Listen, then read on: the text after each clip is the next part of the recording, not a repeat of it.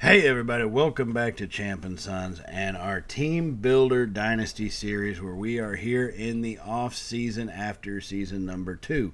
So welcome back to the channel if you are returning. Welcome if you are new here to our Team Builder series with the South Texas Big River Cowboys. And this is our off season in which, we made the bowl game, the Bahamas Bowl. We won the conference title game. So I think we've got a little bit of a leg up, or at least an opportunity to get some additional better kind of recruits coming in. We've been signing all 3-star kind of guys. We had 18 recruits already commit. So we had Pacheco still left. We did go ahead and add the points to him that we needed to try to finish off his recruiting. And now I do want to look at the transfer portal to see what is going to be available. What can we try to get in? Guys that are a little bit better, that want to come in and actually make a statement to help build a program. So we do have some 4-star guys who are a little bit interested in us. And knowing that we need to build depth in defensive line, we also need to build depth in quarterback area. I want to be careful with how we use our points. We only have 675 points per week. And so, at least going through the weeks, we won't get that every single week. I just want to make sure that we add in the right guys at the right time. So we do put in a defensive tackle, Caden Story, 4-star. He is one of our transfers. We're trying to get to come from the portal. He's already got his top 5, which we are there. So that's a positive sign for us. We do decide to send the house to him, see if we can't push that over the edge. Once we get into the top 3, we may look at doing a hard sell or something like that. And then center Aaron Finnemore, another transfer. He's a sophomore. He's someone who can actually be here for a while, a few years with us. He's a sophomore transfer, so that could get in a good couple years to really help build this team up. So we do add in him, and let's start throwing the house at them to see if we can get these guys to commit. That's going to be the hardest part. These guys are already at their top 5, so hopefully it doesn't take that long to get them here, but it is something that we got to be prepared for. Now, there's a couple different players that we definitely need to look at, right? And I prefer one offensive line you got to look at. Try to get guys on the line, but also on the defense side. If you can keep teams from scoring a lot of points, and it doesn't take that much for you to perform well, then you're looking. It just makes your life a little bit better. So Christian Ellis, transfer, sophomore, strong safety. He's got pretty good stats for him. We are in his top 5. He hasn't gotten all the way narrowed down yet, but we definitely need to look to move up. So being already in this number 5, knowing other teams haven't offered him scholarships yet, I don't add in the send the house because, he is a 3-star guy. I want to make sure if we find someone down the line that we can have enough to actually add in for them. K'Wan Brown, 3-star running back. He's a sophomore. He's someone that could be with us for a few years and really help out our offense. We got Travis Steelman, our freshman quarterback, who will be a sophomore going into his second season. If we can put a solid running game like we had with Keontae Tyson there, that's going to just not only help his development, but help our offense be more solid, more round in all of those kind of areas. So one thing I do want to kind of look at, and I know we need a punter. That's really all it comes down to, is knowing that, hey, I need a punter. So I am going to have to look to get one before things get too far out of hand and the one guy I got shanks every single punt that there is known to mankind. So we need to go ahead and add him. Maybe we can get somebody there. Shane Jurgensen, he's the highest rated 2-star punter. We are 10th on his board, so I'm not sure if we'll be, I say 10th on their board. We're 10th in his interest level. I do add him in knowing that I need him. I'm not even going to worry about scouting him because, I need him. I can't stress with the scouting stuff right now. I do just send him a text message. I just want to see what that does for us. How far up do we move in his rankings is really all that's about at this point. So just kind of keeping that in mind. Mike Calcaterra, he's a quarterback out of South Carolina. He's someone that I think we need to look into building. Steelman's done such a good job for us this season. The team is his, but it's basically his to lose. And I think we need to have some depth in that area. So we are going to have to look at quarterbacks. Hopefully he's still going to be available here in the coming weeks of this offseason recruiting. If not, I'm not going to fret about it, but hopefully he will be. We do have a decent number of quarterbacks available to us. I just want to make sure. Now, checking where we stand right now in the top classes, we've got 18 recruits, all of them being 3 stars. So we have dropped down to number 36. That's to be understandable. We were in the top 15 before. Now we've dropped down to number 36. But the more guys we can add on, we've added some 4-star guys in. If we can start picking them up, it'll just make things that much easier for us. And we've pretty much been first for most of these guys. Ellis has kept us at second. Ooh, look, our punter, our 2-star punter, we just sent him a text message. We just sent him we just slid into his DMs, and we're already his first interest. Of course, I don't think he's getting that much interest in general, but hey, it is what it is. Now, some of these guys, we had to wait till the top 5 to be able to schedule visits, and that takes up points, or hours, I guess. Right now, for week 2, we have 300 hours of recruiting available. Ellis, we moved up to second on his interest level, right below FAU, I believe. So we do get him scheduled for a visit, and I'm going to add in some recruiting points for him. I am going to send the house. I want to see if we can take over FAU. If we can take that over, that'll help us on down the right line allocate the hours correctly to him. But it's just one of those. Got to be careful. We still don't have the hours that other teams have, right? Some teams you get 1,000 hours basically per week in the off-season recruiting, which is incredibly high. But we don't have that, so we got to be very careful. Now, Kewan Brown, our running back that we were looking at, the elusive back transfer, he is someone that has interest. We've moved up into first on his board, so we are getting him these visits scheduled to try to get their interest in and hit the points. Now, we may not always have a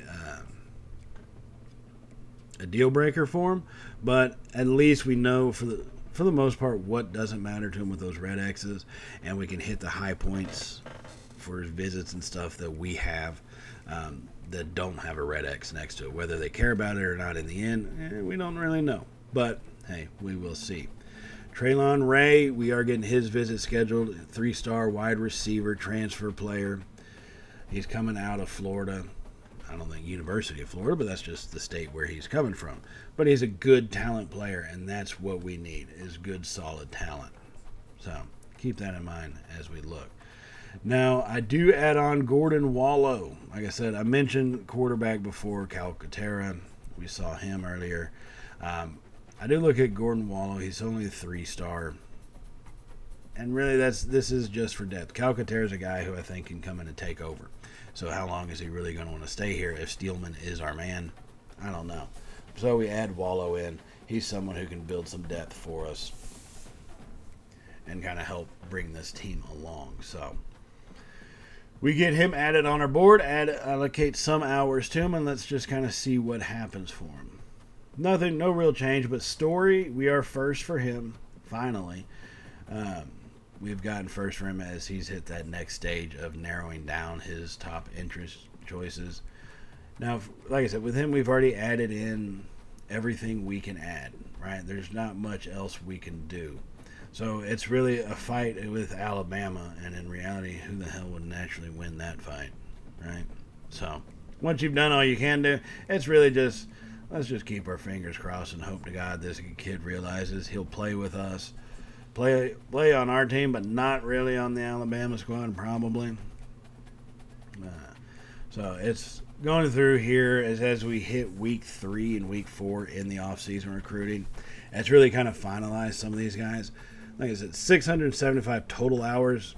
I don't see us getting all 35 recruits for a while until we get more hours available. So we'll probably have to be about a 4-star team. A 3.5 to 4-star team maybe before we can start getting close to those 35 recruit limit, 35 commits.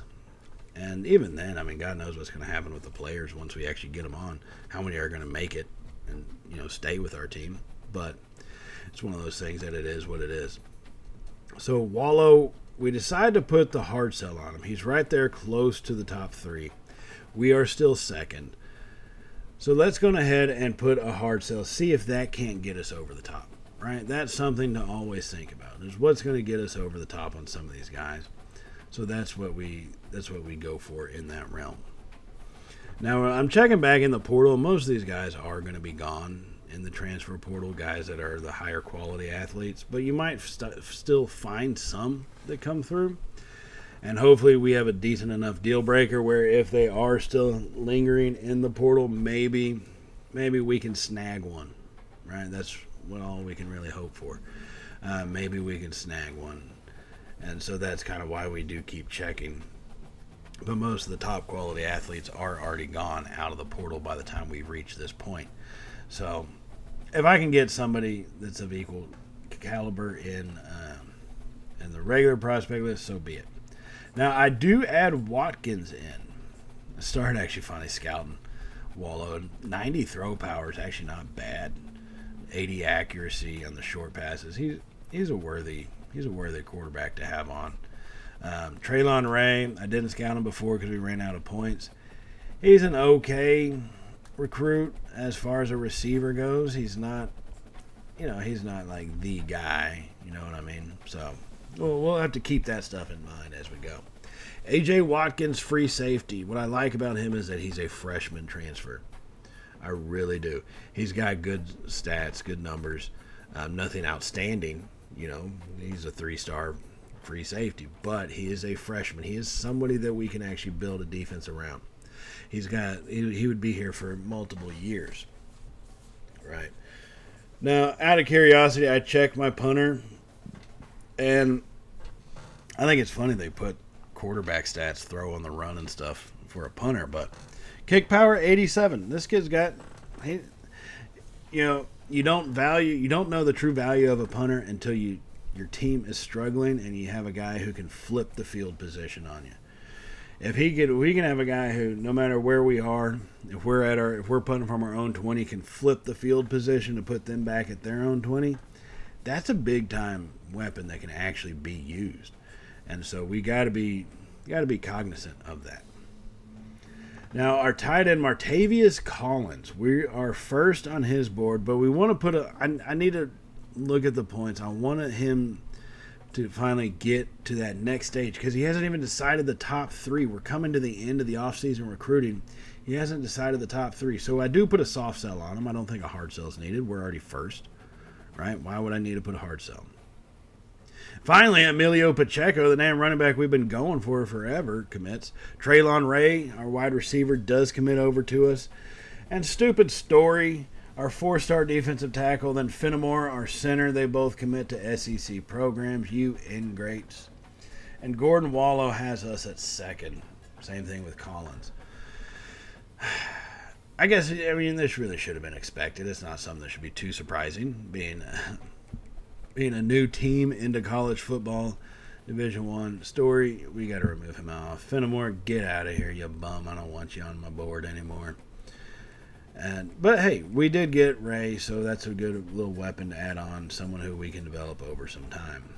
Wallow still has us at second, and that's real annoying in reality. So hard sell. That worked out for us. Like, it was a proper thing, but I get rid of the hard sell and I decide to go back to send the house. We max out his points or hours at 65. Send the house to him. Let's get Jurgensen scheduled for a visit because he wants to come look at our school before he decides. Yeah, that's great. How many schools has this guy even had offer him? I think us, and that's it. So it is what it is. Some of these other transfers we're looking at trying to make, we were making hard sells. We decided, since we have the hours available, send the house at them. And that's what we do with Martavius Collins. We are going to send the house. And him, we got 75 hours on, or 75. I'm just going to say 75 points. We send the house at him, get him to try to finally commit over to us. Kewan Brown, we are right there. The influence is almost completely maxed out. Just commit to us already. So we start hammering these guys. I mean, Ellis drops. We're still second, but we drop down. Him, I'm going to do a hard sell. And it's more one of these. I have a feeling I got one of these hard sell points that matches all of those check marks. I just got to find it. But, yeah, there it is. Right there. It's game time. We hit the hard sell. I'm going to contact his friends and family and say, look, don't go to Florida Atlantic. All right, you need to come to South Texas. Hopefully it works. I have no idea if it really will or not, but hopefully it does. Now, Watkins, our 3-star free safety, we have moved up number 1 on his. We're going to go and get his visit scheduled, and we're going to add in some recruiting stuff for him to try and just get it hammered home. In my opinion, at times it takes these guys too long to decide. And I mean, I know I shouldn't be saying that, but it just does take these guys a little too long to decide. Now, Mark Calcaterra is still on the board. Freshman transfer quarterback. Where is that from? South Carolina. So we do add him to ours because stupid Wallow or Will, whatever the hell his name isn't being very proper and understanding that, you know, we're the better school that wants him. But he's losing interest in us, so I need to have a backup. So Calcaterra, we add him in. I'm going to offer him a scholarship. We only got 155 hours. I'm not even going to look at his stats right now. Not even going to try to scout him at all. We added on transfer freshman Kadon Whidbey for the linebacker. And this is just building depth, right? Finding guys we have interest in. Maybe we can snag a steal here in the 4th week, in the 11th hour. That's what we're looking to do. Ty Thompson, our left end. I think he's got capability. I haven't looked at his scouting, but he is a 3-star left end. We're 5th on his ranking. We're not even, there. So hopefully we can try to get some space added in. I just don't know what's going to happen in this final week. It's really kind of just shot in the dark moments at this point. As we hit the recruiting, Anthony Miles does commit. Left tackle, Kewan Brown, he's coming. A.J. Watkins, we got him snagged in. Calcaterra decided to come over because no one else offered those guys. Whidbey goes to South Carolina, you bum. Ellis commits to Florida Atlantic, you idiot. God, I wish these kids would know what was best for them, and coming to South Texas is it. But apparently not. They don't know. They don't want to know. They make foolish mistakes like that. So we do finish that off. We picked up a final few recruits. Like I said, a pretty good recruiting round. It wasn't anything that, was too shocking for the most part. But starting to gather interest from higher rated players is a big deal. It's only been 2 seasons, right? Now we had massive improvement from season 1 to season 2, including being up for the conference championship. However, it's Conference USA, so let's be real. Getting to a conference title game. And it's one of those things that, as good as we can be, I just don't think guys are going to want to fully commit to our school until we show we're ready to take that next step. And now, after having this good of a season, we got 25 recruits out of it. Let's see where we did finish up as we start to scroll down the damn recruiting board. So we dropped from 36th, 55. Okay. 24 3-star recruits and 1 2-star. That's not horrible. Not horrible for where we are at. I kind of appreciate that. So, where we're trying to build the school and the opportunities we're going to have available to us, it's one of these things that it's going to take a little bit of time. It just is. Now, our coach, Justin Credible, got 60 points. And I looked to really boost up the tactician realm. On the motivator one, a lot of those require the first steps to have the guys drafted and stuff. It's just, we'll get those, but not right now. You know what I mean? And so let's let these seasons kind of go, and then we will kind of hammer in some of those things happening later on. So that's kind of what we're thinking here. I do hit some motivator some, because once you do get past that, it's got the training boost for the off season and so forth. And knowing how I like for my defensive guys, especially defensive backs, to be caught up to speed, that's one of the biggest things. So we hit defensive back and linebacker to give them their boost, because I'd already got their motivator stuff for the top realm. So it is what it is. But so changes to the schedule. We've added in, now we're going to have 9 conference games, right? The conference has 10 teams. Why would we not play everybody at least once at this stage? So we go 9 conference games for ours. And we got some big news coming our way also. If we can pull off another conference win, a back-to-back conference win, all right, and the letter didn't stipulate we had to get to the playoffs, but it definitely would help.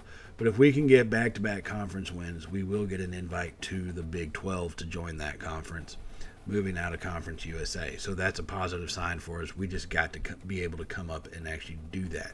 We got to be able to make the plays needed throughout the season to do that. And there were some little hitches last year that, man, we're talking a couple bounces go the wrong way. We're not in the conference championship game. A couple of teams lose that when they should have won, we would have been kept out. So we've got to keep that in mind kind of moving forward as we go through the schedule. But I think we also need to prove to ourselves to a degree that we're ready for big-time competition. Right? Normally we have ourselves big schools just because they're going to pay us a good chunk of money. And that's fine. I get it. But we need to truly measure ourselves up against solid competition to see where we do stand. And so that's what we need to look at with our schedule creation. Where's going to be that true measuring stick that's not going to just obliterate our team in the first part of the season before we get to the conference play? Now, I do remove 1 week and think about adding in. The only downside is, man, that's like 10 straight weeks of football right there. And I think I'd probably rather do 8 straight weeks versus 10 straight weeks with conference play than add in a non-conference game in the middle of that.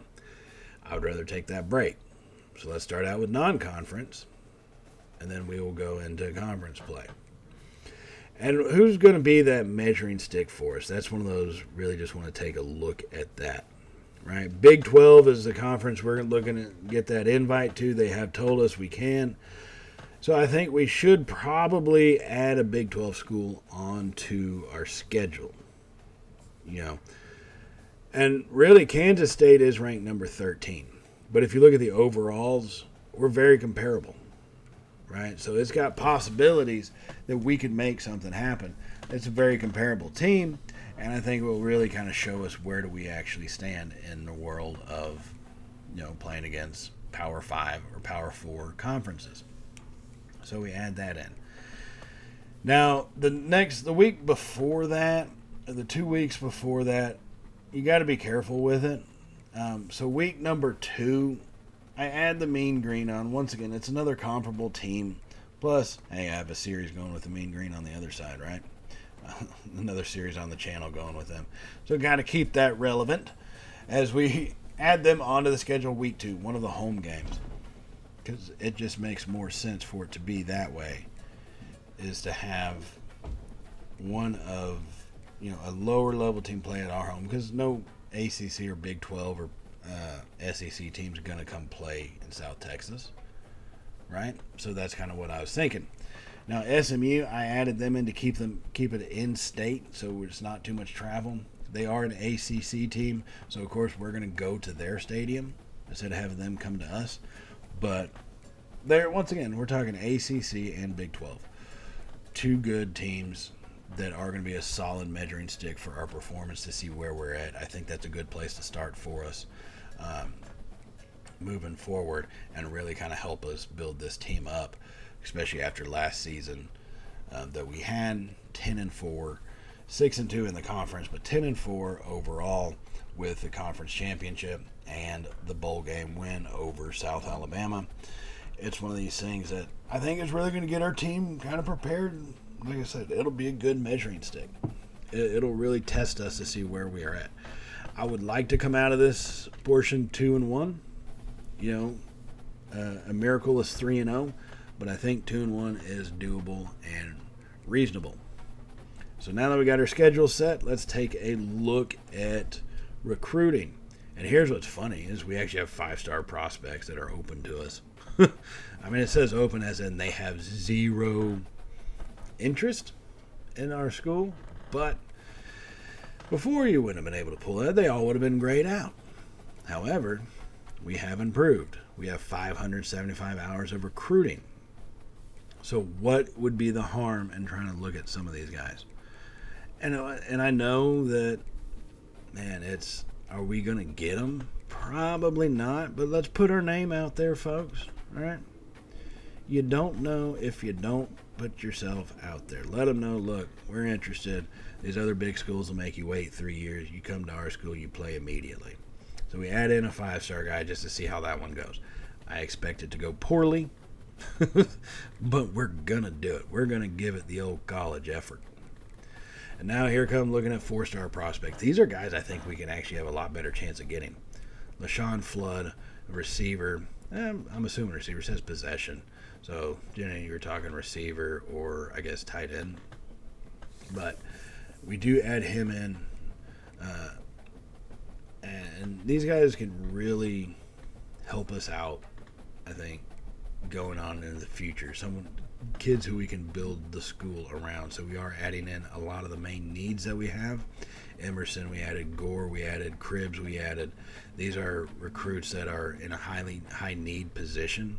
Although I kind of don't know how they decide their needs all that well in reality. I don't know how they figure that out because a lot of times it seems off, just does. My own personal theory, personal opinion, it seems off a little bit. So we're adding these guys in. Now, we know that, okay, we can't actually add in recruiting stuff outside of offering a scholarship, but I do want to look at him. And he's not a star. He's not a gem, which actually works out better for us. And this guy, Kaiser, he's definitely not a gem. He's not a bust either, but having guys like that maybe limits the recruits or recruiting schools that want them. I know they're 5-star, but not being gems, would you rather go to a Penn State or a South Texas? Would you rather sit for your first 3.5 seasons, assuming nobody gets it horrifically injured, or come and play for us immediately? That's all I'm saying. LaShawn Flood, we do find a gem of a receiver. He's not the fastest guy, though. That's what makes me kind of nervous. He's got, it does say possession. I get he's a possession receiver, but you got to be able to get open. You know what I mean? You can't get open. What's the point of being a receiver, for God's sakes? So now I'm looking through all the guys that we have added, thinking, oh, crap, I only got 430 more hours. How many of these can I actually recruit plus offer a scholarship on just because I want to see? And keep in mind, most of these guys, we are not anywhere interested, but they don't have scholarship offers yet. So why would I not do that? So now with 415 out, I'm going to go ahead and make sure I get scholarships offered to these guys. That's the biggest key. Let's just get scholarships offered, throw them out there, see what sticks to the wall.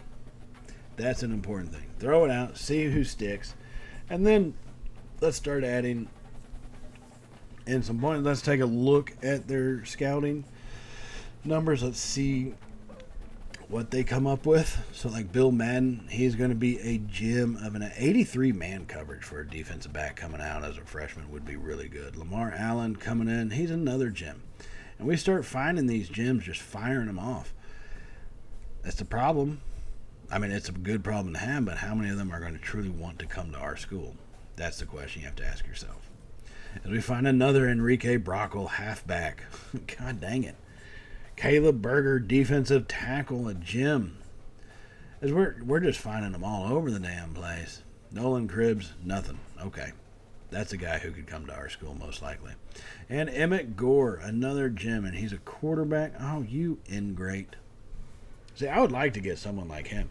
You're talking, you get yourself let's see, Steelman will be a junior by the time they come in as a freshman, redshirt him. So they'll be a redshirt freshman when he's a senior. That'd be the perfect setup, having your quarterback room set up so beautifully that the development just occurs as you go. Yeah, that's what you look for right there. Now, I do have a lot of hours left, and so you got to think of a different recruiting styles. Do you want to hammer in a shit ton of recruits, knowing that, okay, I can only do some scouting, but I can offer scholarships, and then wait to see what happens as you go? Or do you want to be more poignant? Well, we have been more pinpointed, going out, limiting the actual number, but hammering those recruits that we have. So this time, we've got a little bit more. I'm going to try it slightly different. We're going to add in a bunch of guys, and I'm going to offer them their scholarships. I don't care whether they're a bust or a gem. I'm doing it because I think these guys are better than what we have and can help build up the school. 82 run block for a center. Dave Jamerson, Jim. These are the guys we're finding. But I'm going to get as many of these guys added in and scholarships offered. One, some of these guys were already first on their board. Who else is going to offer them scholarships? Like Major Levine. He's got Clemson as his first interest. If Clemson stays that way, without offering him a scholarship, and we still haven't moved up, we'll just have to remove some of these guys later on. Right? But having them already scouted, it will be good as we go, and say they end up not fully committing to the school. So we can hit them in the offseason. We can snag them, re-steal them. We don't have to use points on scouting them. It's something I think can work for us. We just got to be smart with it. And so we do start hammering these guys in, and it's really neat to see where's our progression at and what schools are we competing against. Okay, that's always going to be the biggest thing. As I back out of the recruiting board instead of going down, so we got these two guys, R.J. Isaac, second on the board. But see who we're recruiting against. These are not big schools for him. 3-star athlete. He's a gem. We do offer him a scholarship. Same Ted Husted.